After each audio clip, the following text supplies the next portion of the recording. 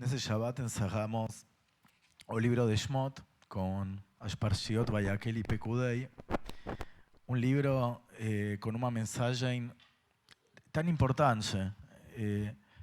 A gente, quando transita toda essa história que nos prepara para Pesach, não? A próxima festa do nosso calendário, e a gente, quando pensa em Pesach, pensa, bom, primeiramente na comida, não? Muito judaico, e pensamos em uma série de coisas permitidas, em muitas coisas proibidas, e às vezes nos falta um pouco a sensibilidade de entender que todo isso é detalhe e que as perguntas existenciais do ser humano, como a liberdade, como o nosso lugar no mundo, como que lugares para nós representam isso que nos aprisiona, como nos comportamos, como conseguimos transitar pelo deserto da vida e depois cada um poder também visualizar, pelo menos, para onde está a nossa terra prometida. Eu não falo nem chegar, mas pelo menos ter alguma clareza de para onde ir.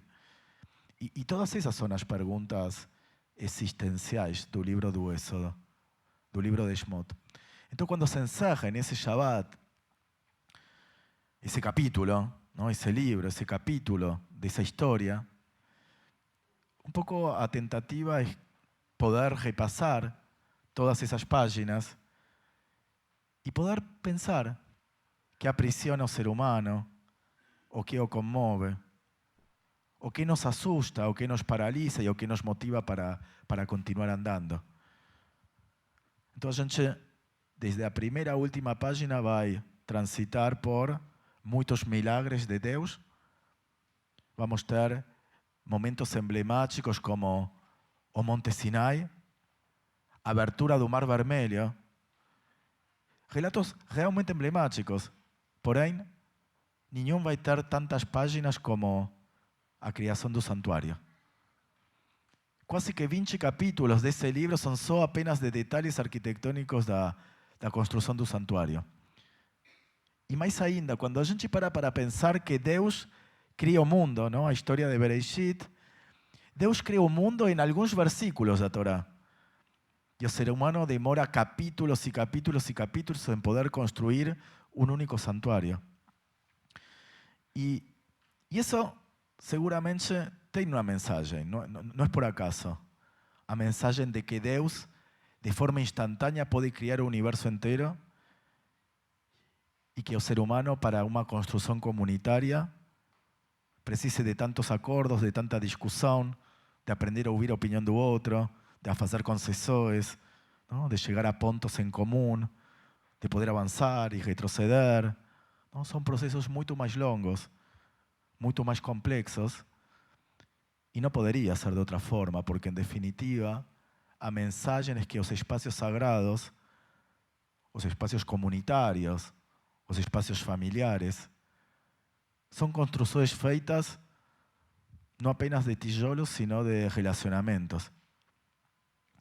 E então, para algumas coisas funciona que Deus defina todo, tipo criação do mundo, mas se transferimos esse modelo à comunidade ou à família, não? Esse modelo, por assim chamar, mais autoritário, não funcionaria.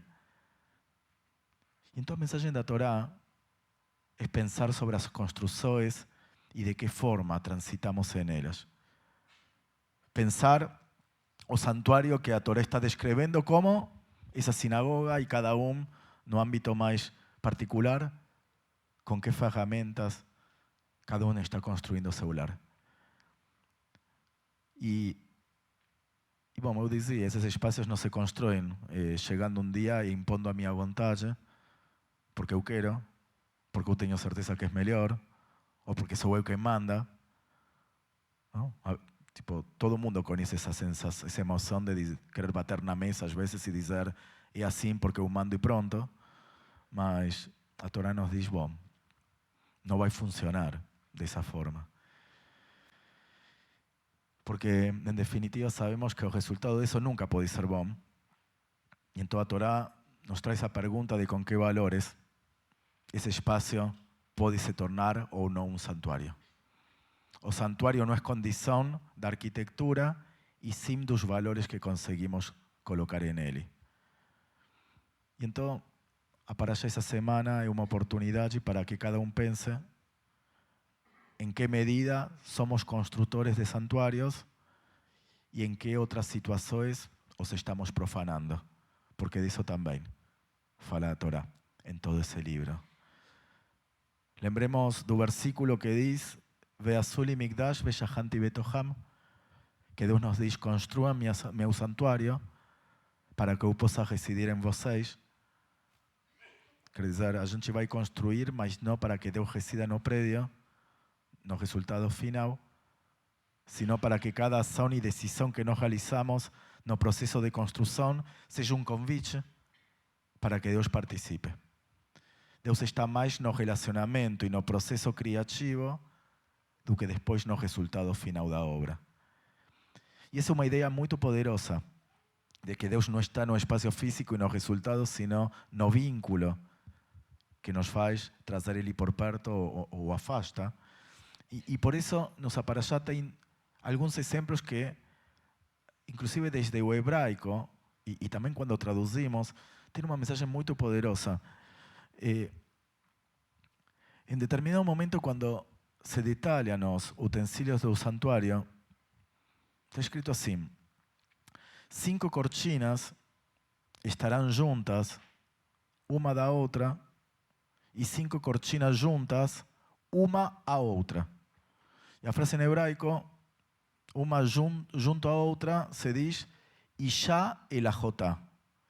Isha, que significa em hebraico? Mulher, e Ajotá, irmã. Tipo, sua irmã. Ajotá, irmã, e Ajotá, sua irmã. Quer dizer, a forma de dizer uma cortina junto à outra, na verdade está escrito uma mulher com sua irmã. E é uma forma, como eu dizia, estranha, não? De falar.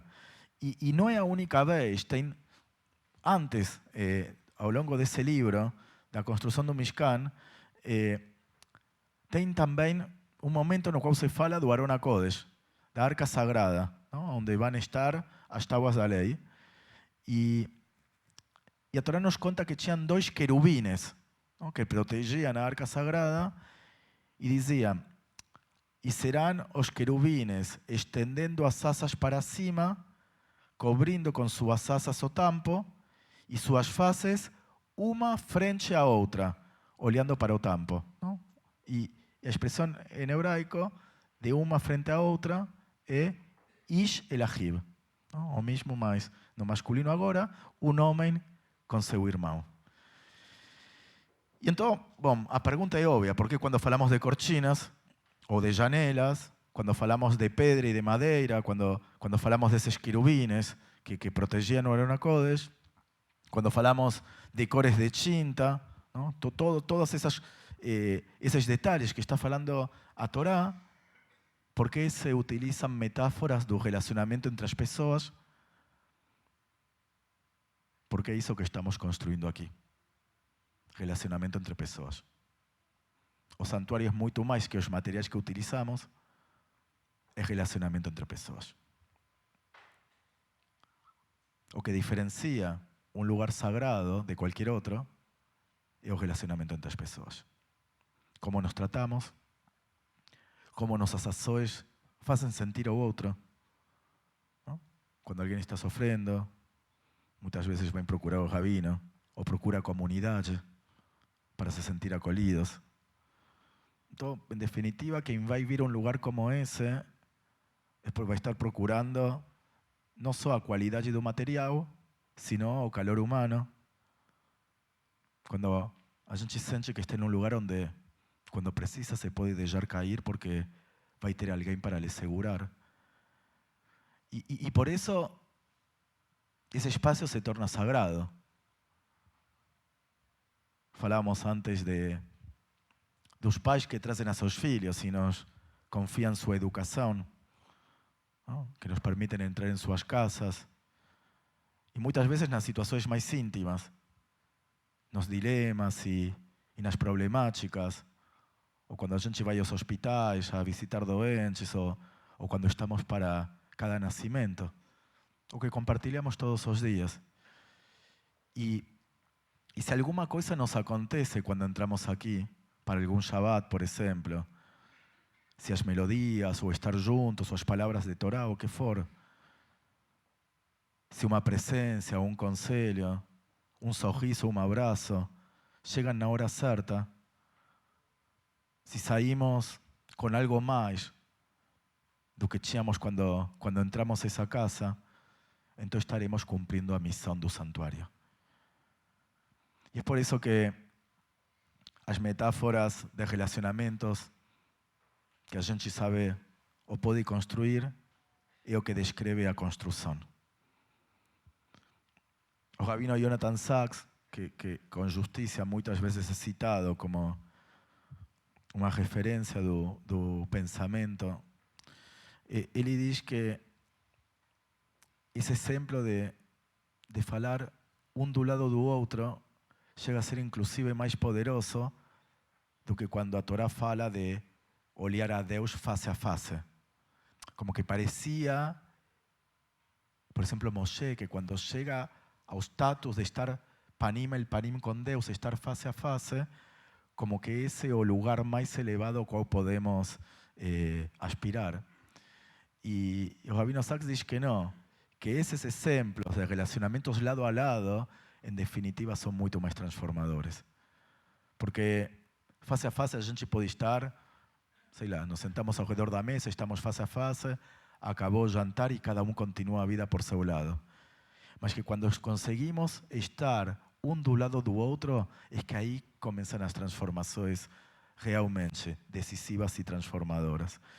E isso tem tanto a ver, ¿no?, con as palavras de Torá en ese Shabbat, que en definitiva, no contexto do texto bíblico, estamos falando dos Bnei Israel, dos filhos de Israel no deserto. Um povo que era composto por escravos e que não tinham quase nada e que deram mais do que tinham, eu diria, para construir esse santuário do qual estamos falando. E o mesmo a gente pode transferir esses ensinamentos e pensar quando nossos avós ou bisavós chegaram da Europa, fizeram basicamente algo muito similar ao que a Torá está descrevendo. Com o pouco que tinham, deram todo para construir esses santuários. E a pergunta é o que nós estamos dispostos a fazer. Quando lemos a Torá, se pensamos que é uma história que já aconteceu, interessante, bacana, pronto, di volta a página e continuo com a minha vida, por outro lado, que não tem nada a ver com a Torá, ou se entendo que se essa Torá me convoca é porque tem uma mensagem para mim aqui e agora. E então já essa construção lado a lado não é uma coisa interessante que aconteceu lá no passado com alguém, senão que a pergunta é: que santuários eu estou sendo artífice hoje? Quanto consigo estar lado a lado de verdade? E não só com aquele que tenho afinidade e que pensa igual a mim. Estar lado a lado com quem me toque estar. Existiam duas versões diferentes do Ohel Moed, descritos na Torá. Às vezes o Ohel Moed é descrito como uma coisa grande, com uma decoração muito, muito rica. Ouro, prata, esses tecidos importados, as melhores madeiras. E em outros momentos, o Ohel Moed é apenas a tenda mais simples, tipo, mais vagabunda de todas.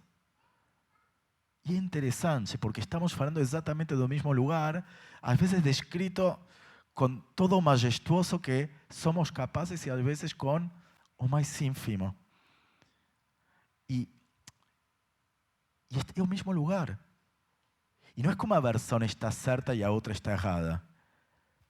São duas tradições do mesmo texto, que nos ensinam que às vezes, quando temos condição, vamos realizar a obra mais sofisticada. E não devemos poupar esforços. E às vezes, cuando no podemos o cuando no es nuestro momento, hacer ese tzimtzum, ¿no? ese nos contrair e entender que o mais humilde também pode conter a mesma grandiosidade da Torá. Que o serviço a Deus é o que realizamos cada de nós quando estamos juntos, construindo do lado do outro. Shabbat Shalom. Nos colocamos en pé, por favor, Aleinu Leshabeach. Página 40.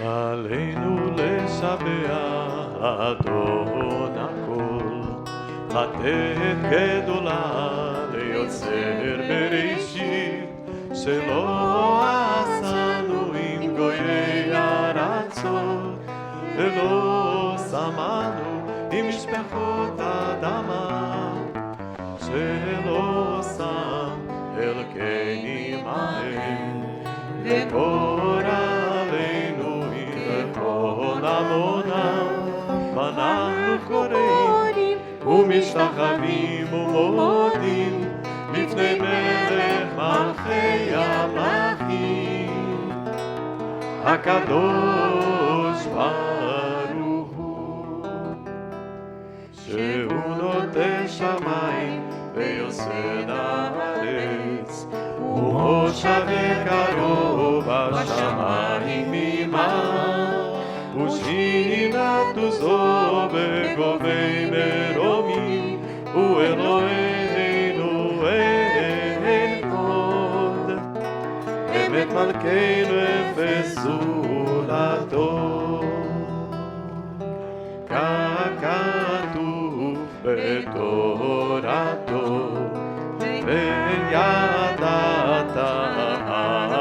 היום, והשב אותה אל לבביך, כי אדוני הוא האלוהים, בשמיים ממעל, ועל הארץ מתחת אדוש.